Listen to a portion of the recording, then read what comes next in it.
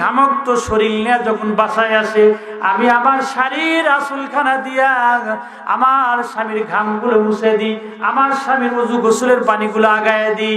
এটা হলো আমার 1 নম্বরের আমল। আপনি আমার আমলের খবর জানতে চাইছেন, এটা হলো আমার 1 নম্বরের আমল। 2 নম্বর আমল, এই 3 মাস হলো আমি কখনো 5 ওয়াক্ত নামাজ আমি কখনো ছেড়ে দেই নাই, এবং রমজানুল মুবারক মাসের রোজা আমি বাদ দেই না, এবং ওয়া হাফিজত ফারজাহা, এবং লজ্জাস্থান দিয়ে কোনোদিন ব্যভিচার করি না।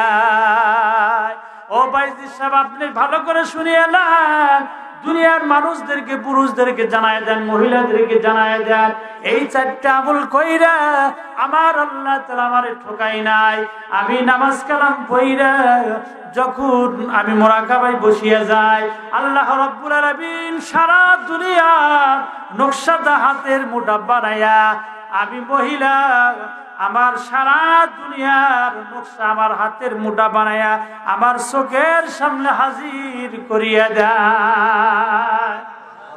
ওই আল্লাহর ওলি বলতেছে, আল্লাহর ওলি মহিলা বলতেছে, ও বাইজি সাহেব, দুনিয়ার পুরুষদেরকে জানায় দাও, মহিলাদেরকে জানায় দাও যে আমি এই 3 মাস যাবত আমার স্বামীর সেবা খেদমতে নিয়োজিত আছি। 4টা আমল। 1 নম্বর, স্বামীর সেবা খেদমতে নিয়োজিত আছি। আমি এই আল্লাহর হুকুম 5 ওয়াক্ত নামাজ কখনো বাদ দেই না, এবং স্বামীর খেদমত ছাড়ি না, এবং রমজানের রোজা ছাড়ি না, এবং ওয়া হাফিজত ফারজাহা, লজ্জাস্থানের হেফাজত আমি করেছি। তো আজ দেখেন, এই 4টা আমল করে আল্লাহর ওলি বলতেছেন, ওই মহিলা বলতেছেন, এই 4টা আমল করে আমার আল্লাহ আমারে ঠকায় নাই। আমি নামাজ কালাম পড়িয়া যখন মুরাকাবায় বসিয়ে যাই, আল্লাহ রাব্বুল আলামিন সারা দুনিয়ার নকশা আমার হাতের মুঠা বানায়া আমার চোখের সামনে হাজির করিয়া দেয়। আমার ভাইরা, আমার মা বোনেরা, তাহলে মা বোনদের 4টা কাজ, এই 4টা আমল যদি কোনো মা করে, কোনো বোন করে, তাহলে ওয়া হাফিজত ফারজাহা, এই মানে পর্দার লজ্জাস্থানের হেফাজত করে, এবং স্বামীর সেবা খেদমত করে, এবং 5 ওয়াক্ত নামাজের ইহতিমাম করে, এবং রমজানের রোজার আগে এই 4টা আমল যদি কোনো মা, কোনো বোন যদি করতে পারে, সে মৃত্যুর পর বেশক সে বিনে হিসেবে জান্নাতে যাবে। সুবহানাল্লাহ বলে। কিন্তু আমার মায়েরা আজ এত বেপরোয়া হয়ে গেছে।